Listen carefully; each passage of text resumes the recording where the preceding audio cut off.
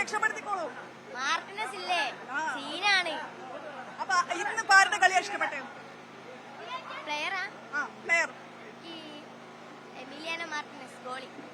Okay. അമേരിക്കയിൽ Argentina രണ്ടാം തവണയും മുത്തമിട്ടതിന്റെ സന്തോഷം നമുക്കിവിടെ കാണാം. ആരാധകർ ഇളകി പറയുകയാണ്. കാരണം ഓരോ നിമിഷവും ഇഞ്ചോടിഞ്ച് മത്സരം എന്നൊക്കെ നമ്മൾ പറയാറുണ്ട്. അതേപോലെ തന്നെ ഫൈനലിന്റെ ഏറ്റവും ആവേശം നിറഞ്ഞ ഒരു മത്സരം എക്സ്ട്രാ ടൈമിലേക്ക് നീണ്ട മത്സരം.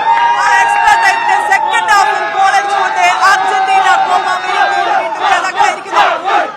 ടെൻഷൻ ഉണ്ടായിരുന്നു.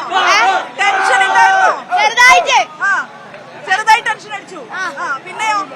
പിന്നെ കുഴപ്പമൊന്നുമില്ല, എന്നാലും ജയിച്ചില്ലേ, കോപ്പ കിട്ടി, സമാധാനമായി. കണ്ടിരുന്നോ ഇവിടെ ഇത്രയും ടെൻഷനൊക്കെ അടിച്ചിരിക്കുന്നത്? സെക്കൻഡ് ഹാഫ് എക്സ്ട്രാ ടൈമിലേക്ക് നീണ്ടപ്പോ ഗോൾ അടിക്കാതെ പോകുന്ന കരുതിയിരുന്നോ? ഇല്ല, എന്തായാലും അടിക്കുന്നു വിചാരിച്ചില്ല. അത്രയും കോൺഫിഡന്റ് ആയിരുന്നു. എങ്ങനെയുണ്ടായിരുന്നു മത്സരം? മൊത്തത്തിൽ കൊളംബിയ വിറപ്പിച്ചോ നിങ്ങളെ? അയ്യേ, വിറപ്പിച്ചിട്ടൊന്നുമില്ല.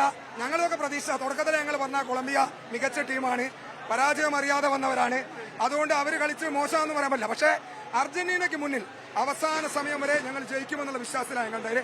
അത് 100% ഞങ്ങളുടെ ആ വിശ്വാസം, ഞങ്ങളുടെ അർജന്റീനയുടെ ഇഷ്ടം കൂടുതൽ ഉയരങ്ങളിൽ എത്തിക്കാൻ വേണ്ടി ഈ വിജയം ഞങ്ങൾക്ക് സഹായിച്ചിട്ടുണ്ട്.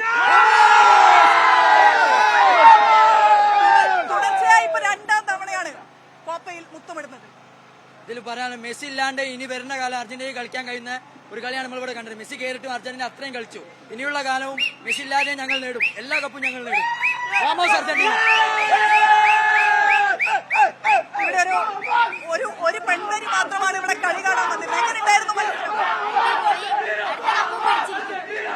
അർജന്റീന ജയിക്കുമോ തോൽക്കുമോ എന്നുള്ള tension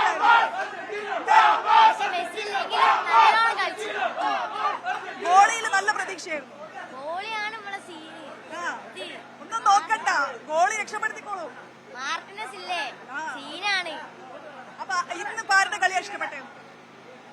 പ്ലെയറാ player Emiliano Martinez goalie. Okay.